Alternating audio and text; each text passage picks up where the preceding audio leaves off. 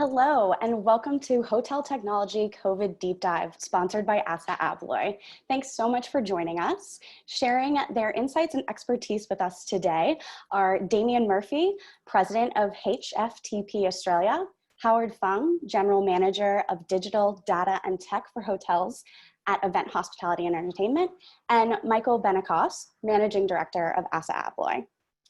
Just quickly before we get started, as you've all submitted your most pressing questions when registering, our panelists will address most of these throughout the presentation, but there is also a Q&A feature at the bottom of your screen.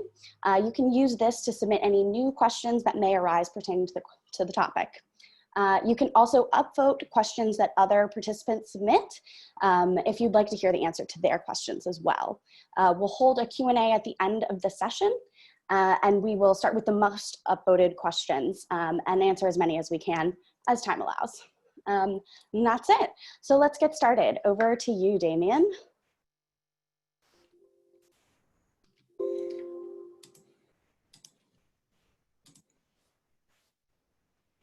Great, thanks for that. I'm joined here today by Michael, the Managing Director of ASSA ABLOY. Also joined here by Howard from Events Hospitality. So thank you for joining and thank you again for ASSA ABLOY for sponsoring and for No Vacancy for giving us this opportunity. My name's Damian Murphy. I'm the President of the Hospitality Financial Technology Professionals Association chapter here in Australia.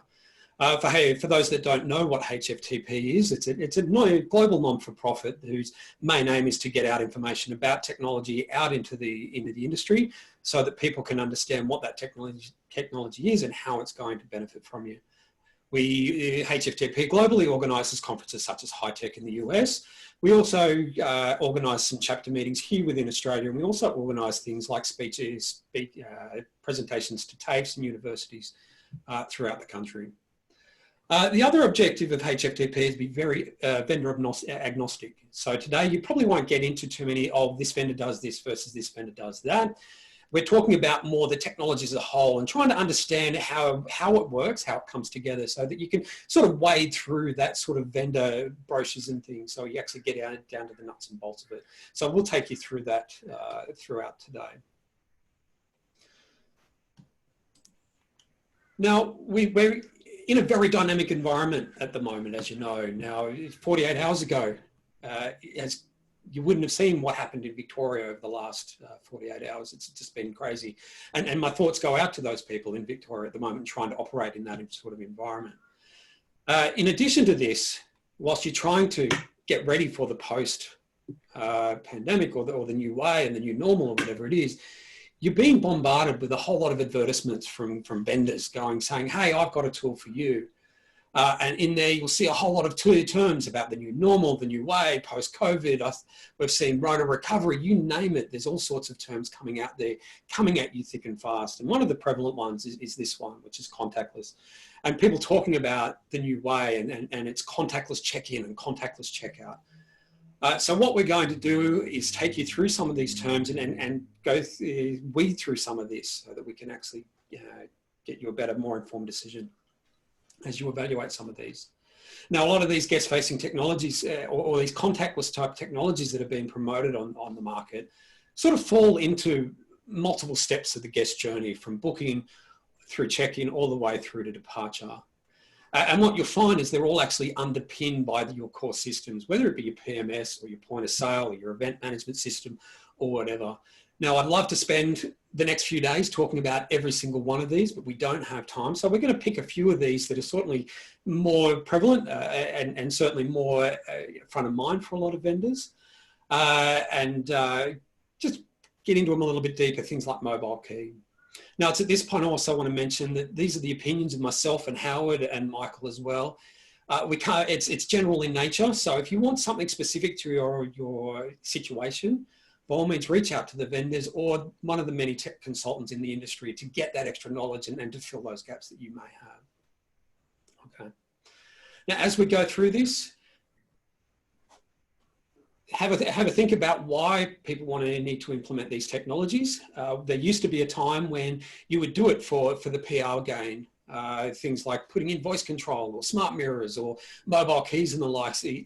years ago used to be, hey, look at me, look what we're doing, and try and get that sort of PR or that attention in the market. Unfortunately, those days, to be honest, are gone. Most of the vendors and most of the operators that I talk to, they're struggling to get by. They're looking at their day-to-day. And so they're cognizant of every single dollar that they spend. And so with that in mind, all your investments come into those three buckets. So am I investing in this technology to fulfill a customer or staff safety need? Is it trying to manage some of my costs or drive some revenue for the next stage? Or is it to actually fulfill a regulatory requirement? If it sort of doesn't fall into that as a technology, and even some of your processes, if they don't fall into that, then you've got to really sit back and question, well, why am I doing it? Can I do it a different way? Can I get rid of it? Or can I skip that particular piece of technology?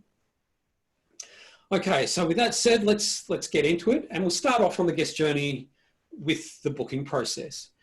And now, Howard, in your role as the GM of digital for events, I'm just going to start with you. And sort of as guests are starting to come back to the hotels, one of the challenges we've got is to try and rebuild that safety or that message of trust that your hotels are safe and they are clean.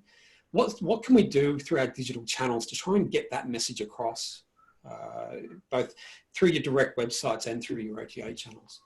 Great question. The first thing I would recommend is ensuring you have a clear message about what your business is doing and an action plan, and upload it to your brand website, and that provides a base and a reference point for you to refer that across your distribution mix. Importantly, it's important for you to reference a link to everything you do, and that includes, on your OTAs, if you're advertising through there, add it to your room description, refer it to any type of collateral, refer it to any type of apps that you're built into.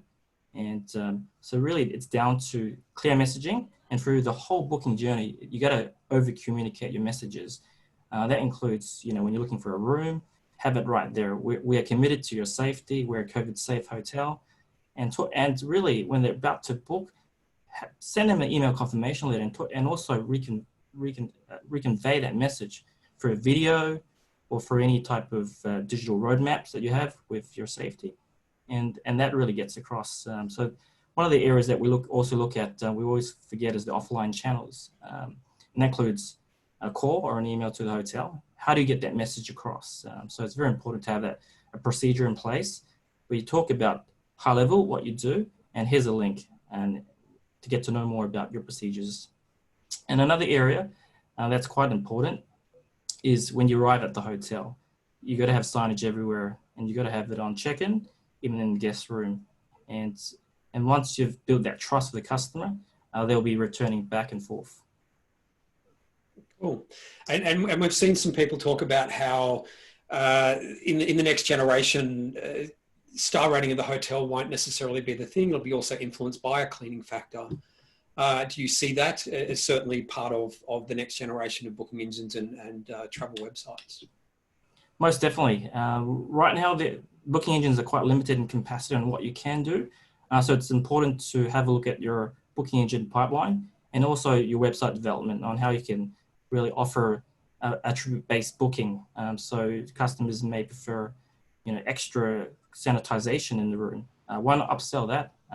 Or why not offer some more potentially clean wrap or any type of disinfect pillows, those type of products. The world's your oyster. So it's important to have a booking engine that really caters for these type of flexibility. And that's what we're seeing at the moment in the market. Cool, and it's interesting because I've come from that operational background. I started carrying bags and worked my way up before joining the tech side, and especially when I worked nights, you'd always see the cleaners come through at 3 o'clock in the morning. But now we're seeing that turned on its head, and you'll see that it's okay to have cleaners in the public areas constantly through the day. In fact, I saw a skiff report published overnight where a lot of people are actually looking for it. I think there was 60% of people surveyed were actually looking to have that confidence in that cleanliness. So certainly having sure that is exposed on all your digital channels. Now, traditionally or previously, you'd have all of these sort of upsell tools and all these sort of revenue generation. Hey, when you book, come and stay here, and for an extra $50, get an executive room or so on. And you touched on those extra pillows and those extra things that you can also do. But is it really the right place at the moment to be saying, hey, we're safe, but hey, also want $50 from you? Is it still acceptable at the moment, or should hotels be sort of pausing that function and focusing more on that trust and cleanliness message? It's true. There is a baseline offering. It's important to ensure that you're doing the best you can, and ensuring that the product you're offering meets a certain level of requirement. That's also set by the governments and health and safety. But there's also opportunity for there's a certain market segments where they have extra type of funds to really just go crazy. It's an opportunity to say, hey, I'm traveling with a baby. Is there a new product for a baby cot, for example, that's special material?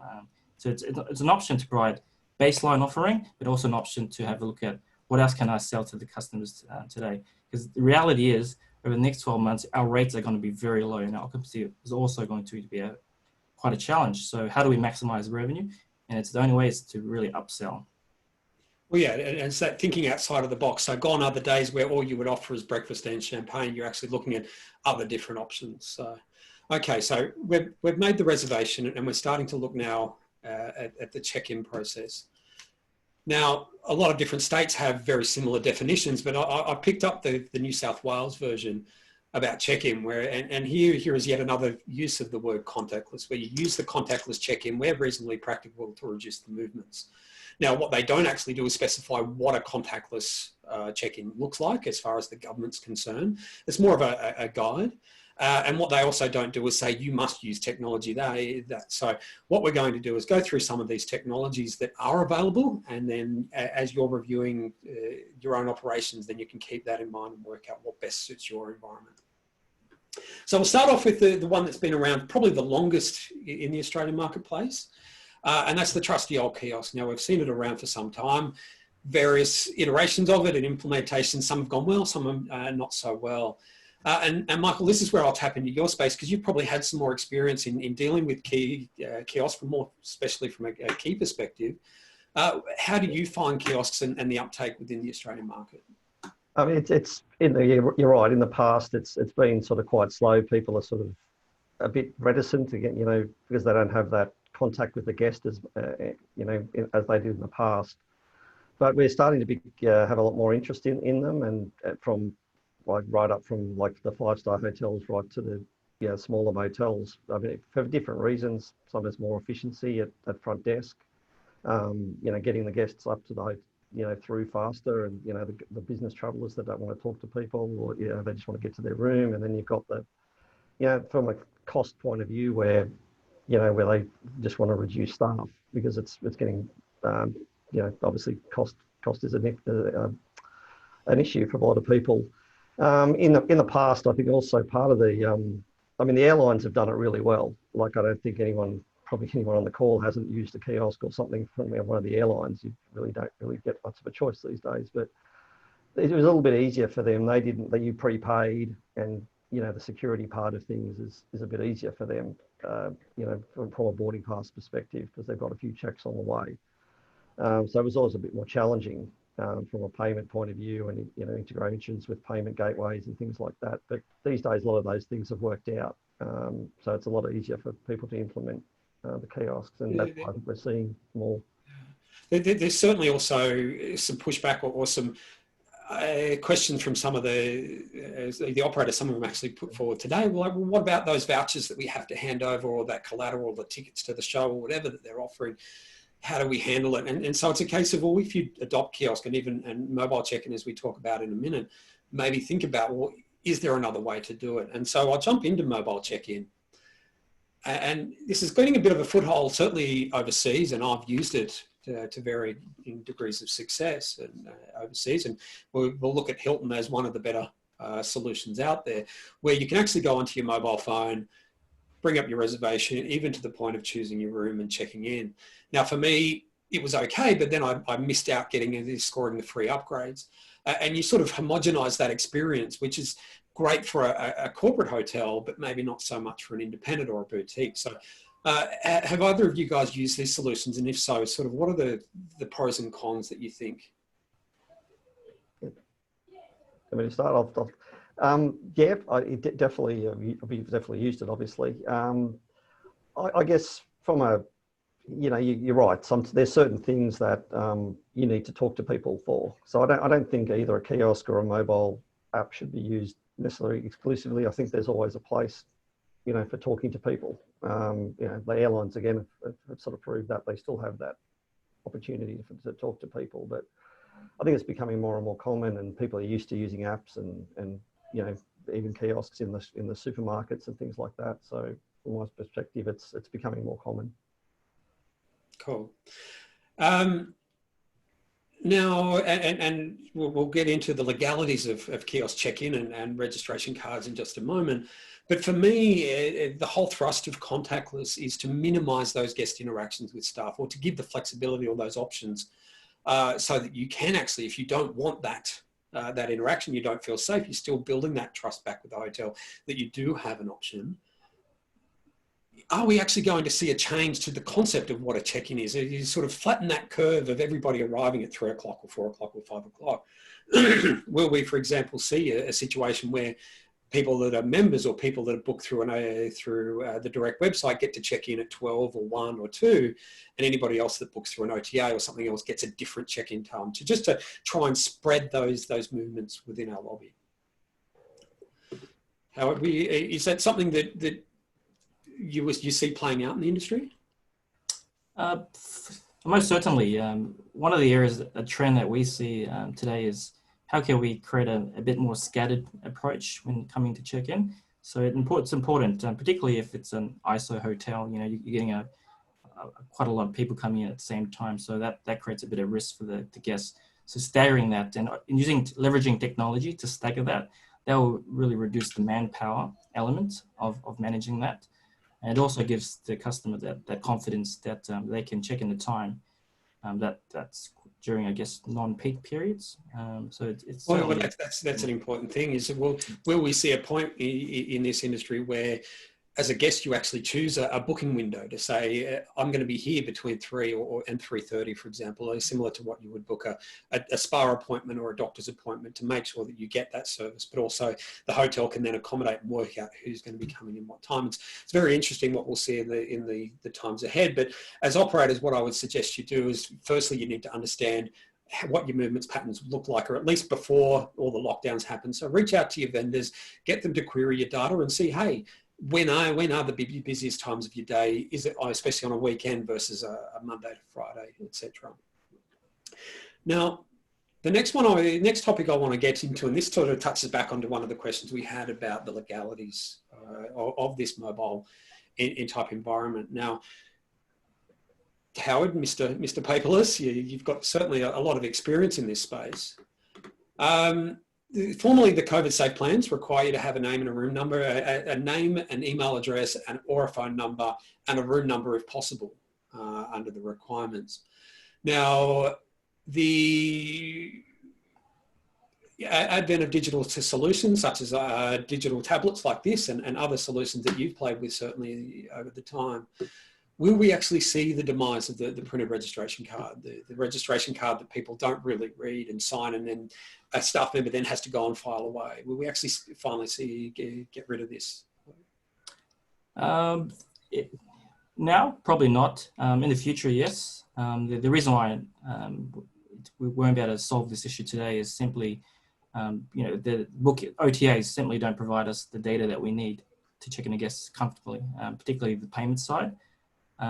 We are seeing a lot of technology coming out of the new PMSs where you can automate a pre-arrival email that allows them to express check-in. So I guess as property adopt the latest technology, yes, sure, we can resolve this issue quite simply. Do we really need to sign a digital reg card?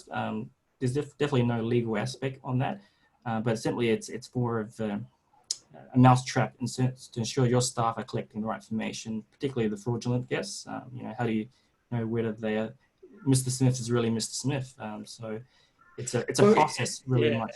and I've had this discussion with you in the past, and I gave you the example of a hotel, and in all the hotels I've stayed throughout my career, one of the best sort of check-in process I've had was a hotel in Sydney, and I won't name them, but certainly for there, I've never had to sign a registration card. I walk in, quote my name, they've got my credit card, I book through their website, they know who I am before I even arrive. They simply just hand over the key and off I go to my room. And it's a very contactless, very quick process. And I actually asked the hotel manager one day, go, right, well, what are the ins and outs of it? Because yes, there is that risk question, and there is that whole legality type scenario that people have sort of been hanging on to for some time. And their response was twofold. They said, well, for us, we want our hotel to be very much like our family. So when you have someone coming over to stay at your place, do you actually ask them to sign an indemnity or a waiver? So they actually then build that risk into their rate profile and their pricing. And the other thing that they did is looked at all of the various steps in a guest journey and wanted to remove all of those friction points. And they thought, well, hell, we don't need to ask that. We don't need a sign. What are we actually going to do with it? So, and it's not so much about check-in, and we could probably have a whole session just on a registration card alone and involve lawyers and whatnot. It's more though, for me, a point of this is the perfect opportunity for you to review all your SOPs and all of those things that you've always traditionally done and say, hey, actually in the new world, do I actually still have to do it? And only then do you go, well, hold on, what part is technology going to play into that process? Because what you might find is you don't actually even need to digitize a process that may not even actually have to exist. And so only after you work out that process should be valid, that's when you go, hey, I'm looking at for a vendor that can do A, B, or C. Now let's get into the meaty subject of keys. And Michael, this is where I'm going to ask for your expertise. And so we started off with RFID keys back in the 2000s. Are you able to sort of give an idea of the different technologies on the market and sort of a bit of the history on mobile keys? Yeah, no problem. So in the early 2000s, so to 2005, RFID sort of came into being from the access control companies, and it became a bit more cost effective to install them into hotels around the mid 2000s. So, and they pretty much by 2010, most of our sales actually had transitioned from magstripe to RFID within 2-3 years, basically, because it gave so much more benefits to the guest. Magstripes getting white, the magstripe getting damaged, and all those problems that still occur today for some people. So then, even at that time, it was there was talk about mobile key, even like going back to 2005, 2006, even at that time. So the initial part was, as there was a couple of companies that came up with audio keys. So you put a little module in a lock, and and basically you sent a key to a phone, and it basically you sent a little bit of audio to the lock, and if they matched, it would open. The problem with that was that the phone system and the lock system were two different systems, so trying to track things was a bit difficult and things like that. It didn't really work very well. Then around the same time, there was NFC. The problem, NFC is still a viable solution, but even then, the main problem was Apple didn't have NFC on any of their phones. Firstly, that was a major problem. Then secondly, it was a text message that went to a phone, and then you had to have agreements with the telecommunications companies to be able to send it. And then they wanted some money to be able to send it. They wanted to clip the ticket a little bit. So that wasn't really viable. So then it just sort of sat there for a few years. And about 2014, BLE, Bluetooth Low Energy, came along, and that became a bit more viable. So we could put a Bluetooth board in a door lock, and then use Bluetooth on the phones with an app to be able to communicate to the door lock. So that's sort of where we are today. With apps and that sort of thing. So that's the current situation, but NFC is still floating around. And so the roadblock, and I've heard this from various sources, and it's been an issue in the industry for some while, Apple actually blocking that technology. So for those people that are not aware what NFC is, it's a similar functionality to, say, using your Apple Pay on your watch, for example, to be able to just swipe it.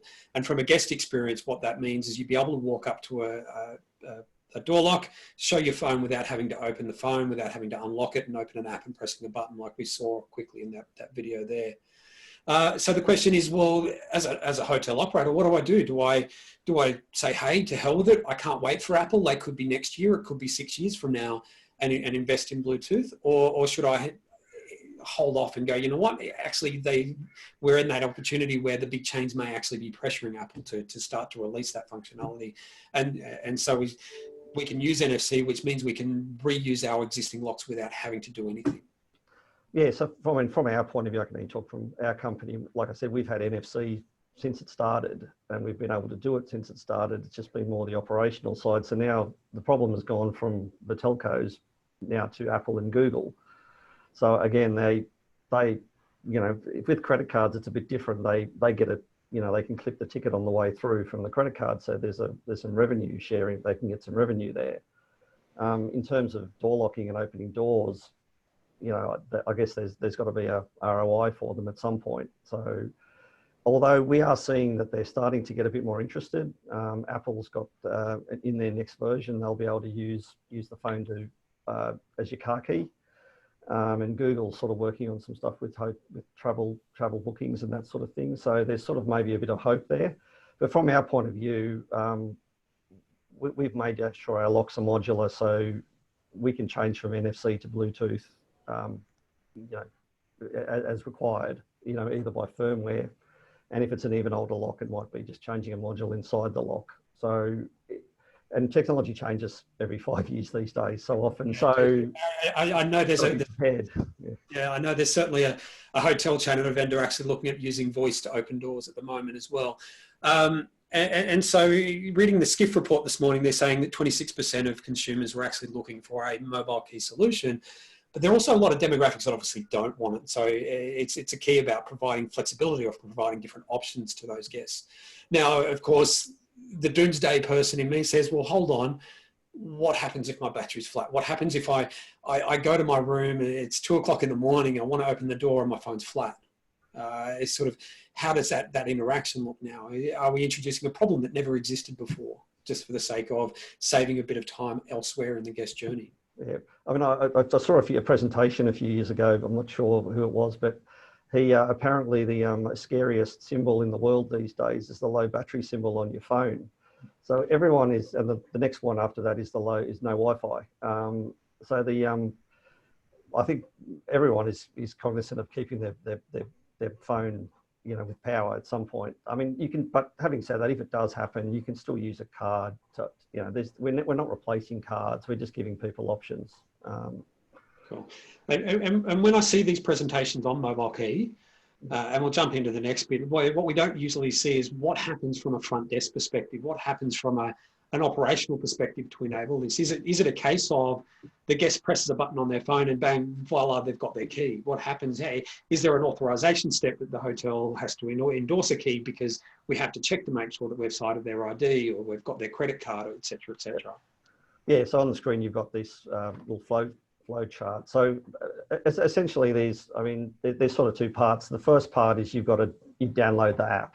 And at the time you download the app, your phone is registered on the mobile key system as being able to receive a key. So you're registered there. So on the day that you book in through the app and they're going to send you out the key, the property management system will send a request out to. So this one up at the top there where it says key request, that goes from the property management system to the app vendor, whoever that could be Marriott's app, anyone. From there, they'll send it across to the door locking system, which is number 2, and then from there it'll go across back up to the through the PMS, back up to the back end, which is the back end there is in the cloud essentially. It's the app vendor, whoever that happens to be. They will then send it across the credential services there in the kiosks. That is where it's authenticating the phone, and that's the correct phone and the correct person, and it's going to the correct person. Then it goes, so this is all happening in the cloud. You don't really see this, and this is happening in seconds. So then from there, then it goes out to the app, and in the app there's they call it a secure wallet, and then the list in the wallet gets updated with the access to wherever it has to go to. Cool. And you mentioned apps, and that's certainly a valid concern. If I'm a multi-chain stayer, or I stay at a Hilton or a Marriott and every other chain, if I wanted to make use of mobile key, I could potentially have 5 or 6 different apps, God forbid. And now I can see why some of the people in the industry are really pushing for that NFC, where you actually embrace it and put it into your own Google Wallet or your own Apple Wallet. So I'd be certainly interested to see how it plays out over the next period of time. Now, some of the smaller hotels out in the industry at the moment obviously can't afford to do mobile key.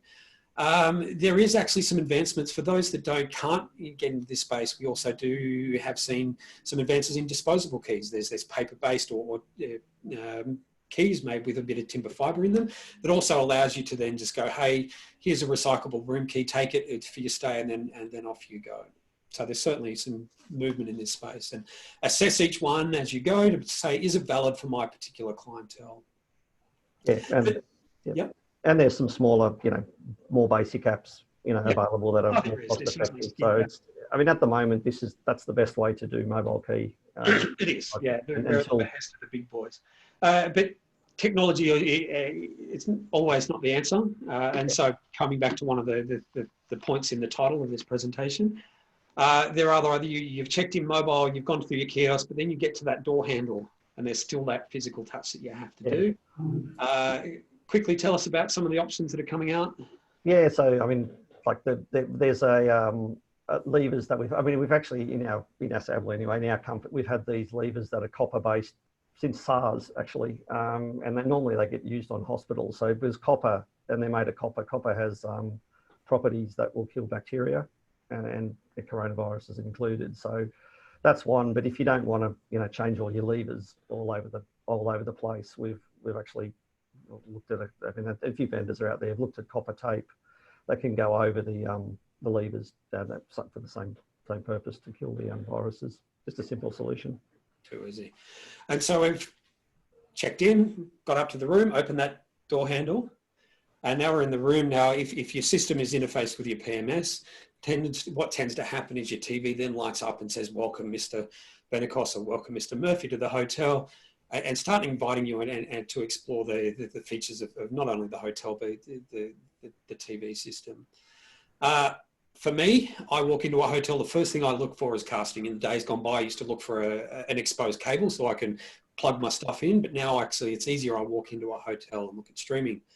Now, given that a recent report, again, a couple of days ago out of the US, suggested only 1% of people are actually using in-room pay-per-view movies, and there's about 60 to 70%, depending on which survey or which study you read, actually want to cast their own content.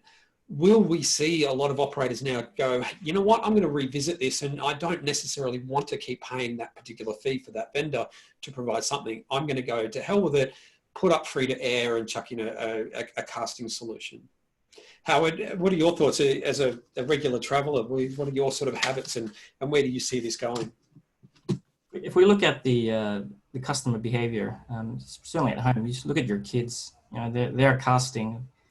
Gone the days where we're watching live TV. It's really on-demand content that's curated for your preference. It's one of those things. You have to ask yourself, how many apps do you have on your iPad, on your phone today that's unique to your preference? And that's effectively what we're offering, really. We're offering them the ability to bring their own content into the room. The question is, what value does IPTV or even the major stream providers offer today? So it's one of those things.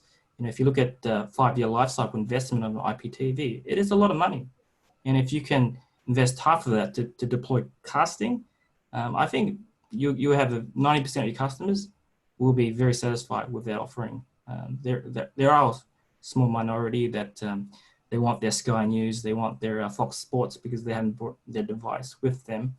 But it's all down to, I guess, could I repurpose my budget to offer more value and more innovative products?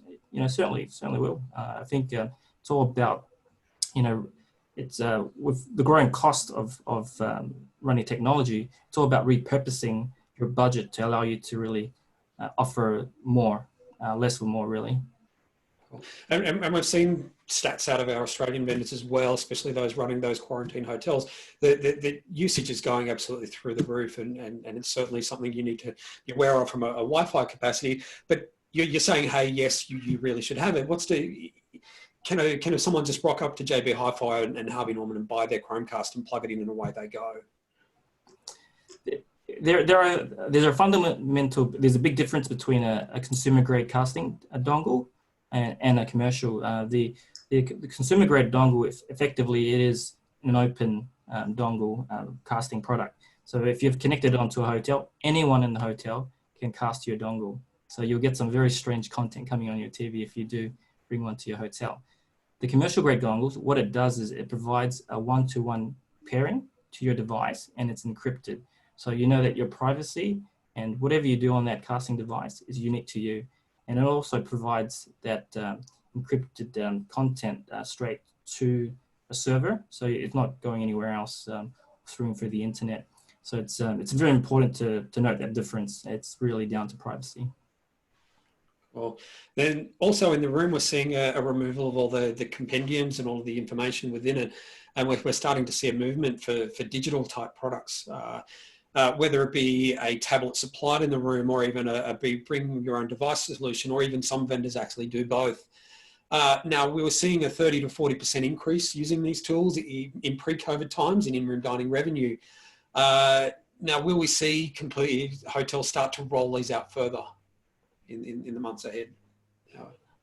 I think so. It's important. One of the high touch points in the room is the paper-based materials.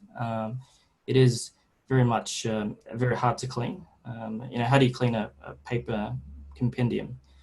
So one of the areas that we see an opportunity is for vendors to offer a more cost-effective tablet solution, even a mobile app solution to order through in-room dining. Another element about a lot of people don't know is the automated function of ordering through a tablet or app is you don't need a room service to come pick up the phone. How often do you order your food from Uber Eats, or Menulog? It's part of the habits now. Yeah, well, that raises another interesting point I want to make is, well, with our occupancy so low, does a hotel completely outsource their in-room dining to say, to hell with it? I can't afford to run an in-room dining department. I'm going to direct all of my guests to F&B ordering platform X that then can be serviced by the local restaurants. It'd be interested to see how that plays out over the coming months. Now, I've stayed in my hotel, I've had my food, I'm now ready to leave the hotel. We've seen sort of technology rolled out throughout the place where express checkout terminals and automated ones, or even interface ones, where the minute you drop it down, it sends a message off to the PMS. We're also seeing some PMS vendors bringing out online checkout. I don't know about you, Howard, but I can't even remember the last time I checked out of a hotel. I know all the front desk managers and all those operational people on this, who are watching this webinar, probably get frustrated by me, but I'm one of these people that turn the Make My Room on, walk out the door, tell a housemate as I walk past, and never to be seen again. You're spot on there. The only use case I could see where you need to identify your checkout is you're running a 1,000-room hotel and you need to release that room ASAP, so your housekeeper will get the notification and go clean that room. So that's kind of really a use case for that. If you're running a 100-room hotel, it doesn't make any sense. So really what we need to do is get better at that and tightening that gap between sort of understanding when they've left to okay, well, let's get that out to a higher housekeeper to start cleaning that. And we've seen certain solutions that they've been in the industry for some time, and it's been hit and miss about whether people actually adopt it. And sometimes there's a fear of the technology, a fear that their housemaids are being tracked at all times. But if we were to integrate, say, a guest service panel or something through to a housekeeping app, or even front desk through to a housekeeping tool that automatically updates those task sheets throughout the day, will we start to see the end of the printed house sheet and sort of squeeze some more out of that labour effort? Yeah, I guess when it comes to housekeeping automation and the ROI is there. It depends on your commercial model. Some people will pay per room, regardless how long they take to clean if you're outsourcing. But if you're running a particularly a time-based cost model, then it's very important to get those rooms clean as soon as possible. So the software is very important to automate that aspect because what it effectively does, it prioritizes the most important room for that housekeeper to clean then and there. And that's effectively getting your room a lot faster back. To the customer. I suppose it also gets rid of that dreaded knock on the door housekeeping every morning when you're still in the room as well. So that's right. I'd encourage everybody to have a look at these sorts of technologies. There are vendors out there that are actually offering their heavier product for free. for a period of time until your occupancy gets up to a certain level, just to help you out. And so it'd be certainly worth something for you to look into. Now, all of these solutions that we've talked about are all underpinned by your core system, be it your point of sale or your PMS. And what we find, and Michael, I'll ask you in just a second about, well, it's all well and good to have these solutions, but usually what the first question is what version of your PMS that you're running. Now, cloud PMSs or cloud POS even have been around for some time, and there's sort of been a bit of a reluctance for various reasons to go to them. Are we seeing a bit of a pushback, and does that therefore impact the rollout of all these vendor products in the market, Michael? Yeah, I mean, cloud's becoming much more common. Obviously, you know, it reduces the need for, you know, computers and, you know, having to service them and, you know, the cost of them. I mean, we're obviously also looking at cloud as, I mean, mobile keys is cloud-based essentially, but the softwares are starting to become cloud. But I mean, from our point of view, what we're doing is we're sort of making the interfaces that we have, you know, transferable across. So, but you're right, it can, you've got to just check and make sure that, you know, moving to cloud, still all the interfaces that were there previously or integrations are remaining. And that can, you know, it's something that definitely everyone should check. Well, and we'll talk about integration in just a second, but certainly the new cloud PMSs certainly have a lot more functionality in them, can adapt pretty quickly. And so, I think you'll find a lot of the operators listening to this will be now hamstrung because they haven't invested in those upgrades in their PMS for some time. They want to tap into that and they go, hey, well, no, I can't unless I pay the vendor to upgrade my PMS to this version, then I'll get access to it. But there are other ways. There are certainly the PMS vendors or the cloud PMS vendors, and we'll start talking about integration now, that are actually expanding to do more than what they traditionally did. We've got PMS vendors now running kiosks. We've actually got PMS vendors actually looking at acquiring door locking companies and starting to get into all of those different places to be that one-stop shop for a hotel. So certainly there's options for operators to move to that sort of solution and be all cloud hosted and have that. But there's also another sort of thought in the industry that says, hey, you know what? I'm running my business. I want those systems that are specialist in that area. So I want the best event management software. I want the best check-in software. I want the best kiosk solution. And instead of having one big solution, they're all interlinked using an integration layer or some sort of integration partner. And there are several out there in the market at the moment. Guys, and we'll start with Howard. What's your sort of view? Are we going to that sort of one big monolithic model or that sort of decoupled modular environment where the PMS effectively becomes just a transaction collection point? What I'm typically seeing is there's a great drive for digital capabilities in terms of personalization, and it's impossible to really bridge all that data together from your POS to your PMS, even your CRM.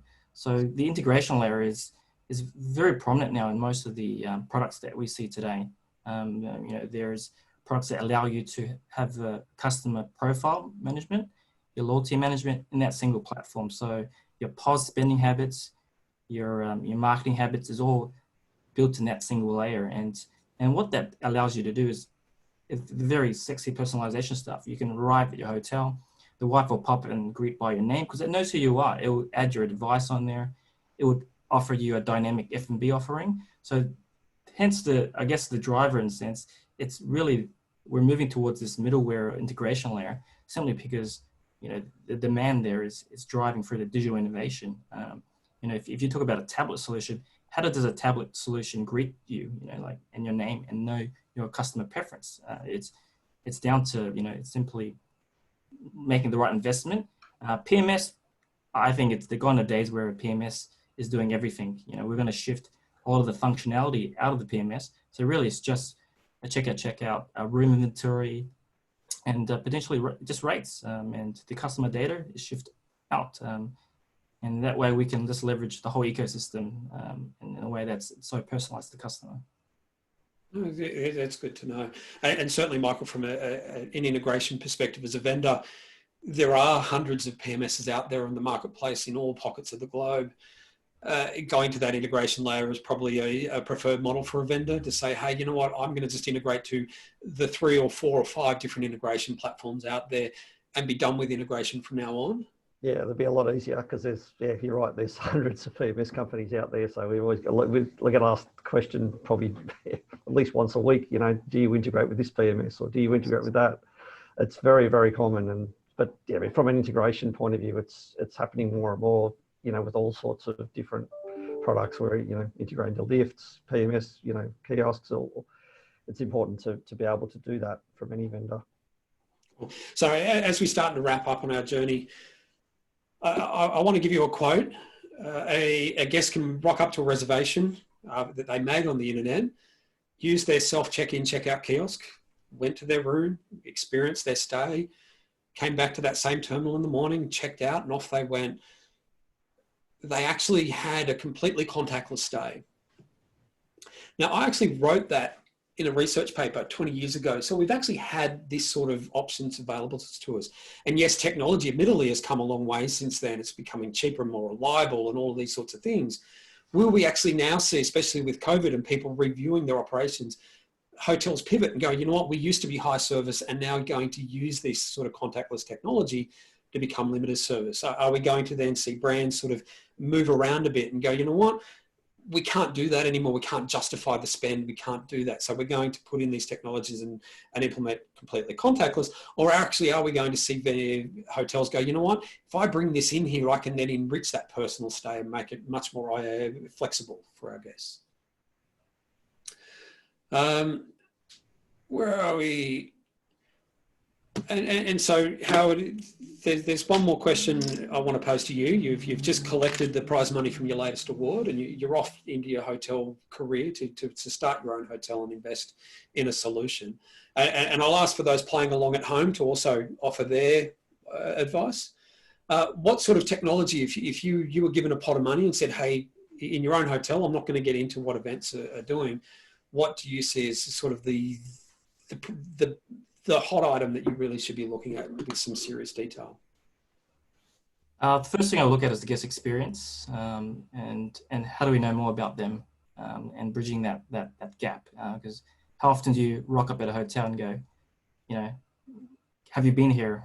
Are you returning? So it's important to really build that personalization layer.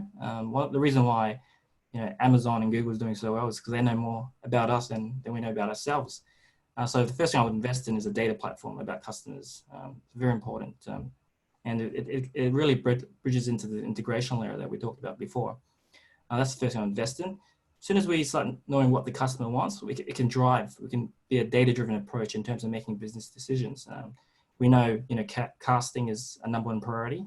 So definitely casting is going in there because content is king at the moment. And, you know, you can't beat any content they have at home at this point in time. A big TV screen, bigger the better. You know, the quality of the screens are phenomenal. They're very cost effective, so I'm going to invest in a nice TV screen. The last thing I would invest in is anything on site on the hotel. You know, gone are days are we relying on servers on site. Everything's on the cloud now. The reason why I prefer things on the cloud is we're not focusing on keeping the lights on. You know, in our budget. You know, like do we need to upgrade the server?